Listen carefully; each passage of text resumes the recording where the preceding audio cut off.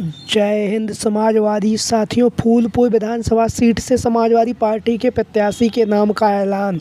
जी हां, आज हम बात करेंगे फूलपुर की जो विधानसभा सीट है, जो लगातार अब चर्चाओं का केंद्र बिंदु बनी हुई है, क्योंकि अब यहां पर उपचुनाव होने जा रहा है। जैसा कि आप लोगों को पता है, इस बार के लोकसभा के चुनाव में जिस तरह से अखिलेश यादव जी के द्वारा जो चुनाव प्रचार किया गया और जिस तरह से अखिलेश यादव जी ने जो पीडीए का नारा दिया और पिछड़ा, दलित, अल्पसंख्यक समाज को एक साथ लेकर अखिलेश यादव जी ने इस बार लोकसभा के चुनाव में शंखनाद किया, तो उसका फ़ायदा भी अखिलेश यादव जी को हुआ और समाजवादी पार्टी देश की तीसरी सबसे बड़ी पार्टी बनकर उभरी है। उसके साथ ही साथ उत्तर प्रदेश की सबसे बड़ी पार्टी बनकर सामने आई है। वहीं पर अखिलेश यादव जी ने और भारतीय जनता पार्टी ने, दोनों ही दलों की अगर मिला की बात करें तो दोनों ही दलों ने इस बार के लोकसभा के चुनाव में अपने 14 विधायकों को सांसदीय का टिकट दिया था, जिसमें से समाजवादी पार्टी और भारतीय जनता पार्टी दोनों के मिलाकर 9 विधायक चुनाव जीतने में सफल रहे हैं। अब इन 9 सीटों पर विधानसभा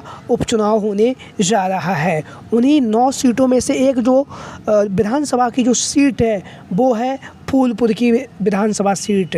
फूलपुर की विधानसभा सीट पर भी उपचुनाव होने जा रहा है, क्योंकि यहाँ से जो वर्तमान समय में जो विधायक थे वह अब सांसद बन चुके हैं।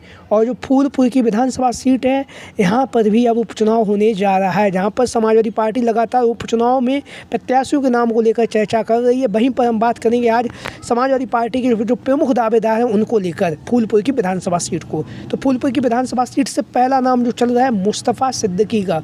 मुस्तफ़ा सिद्दीकी, जैसा कि आप लोगों को पता, 2022 का चुनाव है, समाजवादी पार्टी से लड़ चुके हैं। उसके साथ ही साथ 2017 के चुनाव में बीएसपी के टिकट पर यह प्रतापगढ़ की जो विधानसभा सीट थी वहाँ से चुनावी मैदान में जीती, लेकिन 2022 के चुनाव में यह समाजवादी पार्टी में शामिल हो गई। और समाजवादी पार्टी में शामिल होने के साथ ही साथ अखिलेश यादव जी के द्वारा इन्हें जो फूलपुर की विधानसभा सीट वहाँ से चुनावी मैदान में उतारा गया, जहाँ पर इन्होंने धुआंधार तरीके से चुनाव प्रचार किया। चुनाव प्रचार करने के साथ ही साथ 2022 का जो चुनाव है वो ये हार गए थे। अब जब फूलपुर की विधानसभा सीट पर उपचुनाव होने जा रहा है, तो ऐसी स्थिति में मुस्तफ़ा सिद्दीकी का जो नाम है वो लगातार चर्चाओं का केंद्र बिंदु बना हुआ है। लगातार इनके नाम को लेकर पार्टी कार्यालय में चर्चाएं चल रही हैं। मुस्तफ़ा सिद्दीकी क्योंकि अब पूर्व में यहाँ से प्रत्याशी रह भी चुके हैं और लगातार 2022 के चुनाव में इन्होंने अच्छा प्रदर्शन भी किया था, हालांकि कुछ हज़ार वोटों से चुनावी मैदान में हार गए थे। तो मुस्तफ़ा सिद्दीकी का जो नाम है वो फूलपुर की विधानसभा सीट पर प्रबल दावेदारी में चल रहा है। वहीं पर मुस्लिम समाज की बात करें तो मुस्लिम समाज का जो जाति समीकरण यहाँ पर लगभग 50,000 के आसपास यहाँ पर मुस्लिम समाज के लोग हैं, तो उसको ध्यान में रखते हुए जिस तरह से अखिलेश यादव जी ने इस बार जाति समीकरण को ध्यान में रखा है, तो ऐसी स्थिति में फूलपुर की जो विधानसभा सीट है, यहाँ से मुस्तफ़ा सिद्दीकी जी को एक बार पुनः टिकट मिलती हुई नज़र आ रही है। टिकट की इनकी जो दावेदारी है वो सबसे ज़्यादा मजबूत मानी जा रही, क्योंकि यह पिछली बार भी चुनाव लड़ चुके हैं। बहुत अच्छी टक्कर भी इन्होंने भारतीय जनता पार्टी के प्रत्याशी को दी थी। वहीं पर यहाँ से जो दूसरा नाम जो चर्चाओं का केंद्र बिंदु बना हुआ है वो है आप सभी लोगों को पता है अमरनाथ मौर्य जी। अमरनाथ मौर्य, जैसा कि आप सभी लोगों को पता है, अमरनाथ मौर्य पूर्व में यहाँ से समाजवादी पार्टी के मुखिया अखिलेश यादव जी के द्वारा लोकसभा के प्रत्याशी रह चुके हैं अभी 2024 के चुनाव में। वहीं पर भारतीय जनता पार्टी की तरफ से प्रवीण निषाद जी चुनावी मैदान में उतरे थे लोकसभा के चुनाव में। प्रवीण निषाद जी यहाँ से भारतीय जनता पार्टी के विधायक थे और भारतीय जनता पार्टी ने इन पर भरोसा जताकर फूलपुर की जो विधानसभा सीट, फूलपुर की जो लोकसभा सीट है वहाँ से इन्हें लोकसभा का प्रत्याशी बनाया था। और इन्होंने यहाँ से जीत भी हासिल की और जीत हासिल करने के साथ ही साथ इन्होंने समाजवादी पार्टी के जो प्रत्याशी थे अमरनाथ मौर्य जी, उन्हें चुनावी मैदान में हरा दिया है। अब यहाँ पर विधानसभा उपचुनाव होने जा रहा है और इस विधानसभा के उपचुनाव में यहाँ पर अगर हम बात करें तो कहीं ना कहीं जो अमरनाथ मौर्य जी हैं उनकी भी दावेदारी मानी जा रही है, क्योंकि जिस तरह से इन्होंने फूलपुर की लोकसभा सीट पर चुनाव लड़ा, कांटे की टक्कर भारतीय जनता पार्टी के जो प्रत्याशी थे प्रवीण निषाद जी को दी, तो वहीं कहीं ना कहीं यहाँ का जो जाति समीकरण है वो भी जो मौर्य जी हैं उनके पक्ष में जाता हुआ नज़र आ रहा है। अच्छी खासी यहाँ पर पिछड़ों की आबादी भी है, तो अमरनाथ मौर्य की भी दावेदारी यहाँ से मजबूती के साथ मानी जा रही है फूलपुर की विधानसभा सीट से। उसके साथ ही साथ अगर हम थोड़ा अमरनाथ मौर्य जी के बारे में जानें तो 2022 के चुनाव से पहले यह बसपा में शामिल थे और 2022 के चुनाव से पहले यह समाजवादी पार्टी में शामिल हो गई। उसके बाद अखिलेश यादव जी ने इन पर भरोसा जताया। भरोसा जताने के साथ साथ इन्हें जो विधानसभा सीट थी वहाँ से इन्हें चुनावी मैदान में भी उतारा था। हालांकि यह 2022 का विधानसभा का जो चुनाव था उस चुनाव में भी हार गए थे, लेकिन इस बार जो फूलपुर की विधानसभा सीट है वहाँ पर इनके नाम की चर्चाएं काफ़ी तेज़ी के साथ चल रही हैं, अमरनाथ मौर्य जी की।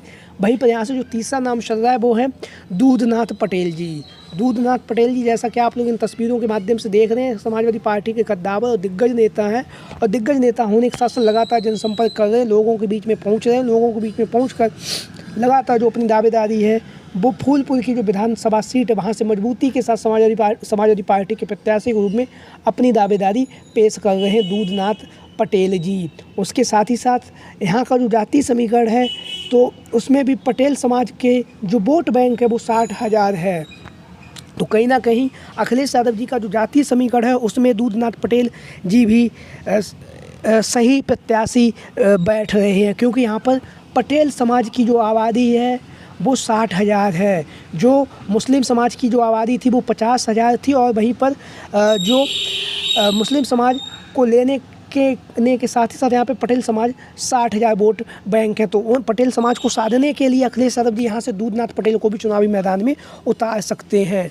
अखिलेश यादव जी पहले भी कह चुके हैं कि अब जो भी चुनाव होंगे वो पीडीए के नारे पर लड़े जाएंगे। पिछड़ा, दलित, अल्पसंख्यक समाज के लोगों को हम भागीदारी देंगे और उसके साथ ही साथ महिलाओं को भी हिस्सेदारी देंगे, विधानसभा हो चाहे लोकसभा हो, किसी का भी टिकट बंटवारे में। तो दूधनाथ पटेल जी की जो दावेदारी है वो यहाँ से बहुत ही मजबूती के साथ मानी जा रही है। तो आप लोगों की क्या राय है इन संभावित प्रत्याशियों को लेकर, सभी साथी कमेंट बॉक्स के माध्यम से अपनी राय ज़रूर दें।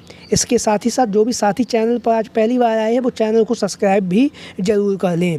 अब हम चलते हैं यहाँ का जो जाति समीकरण है उसे भी थोड़ा जान लेते हैं।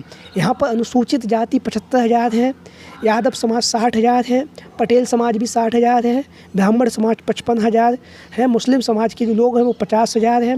वहीं पर निषाद समाज का जो मतदाता है वो 22,000 है, वैश्य समाज का जो मतदाता है 16,000 है, क्षत्रिय समाज का जो मतदाता है वो 15,000 है और अन्य जो जातियां हैं उनका भी 35,000 यहाँ पर वोटर्स है।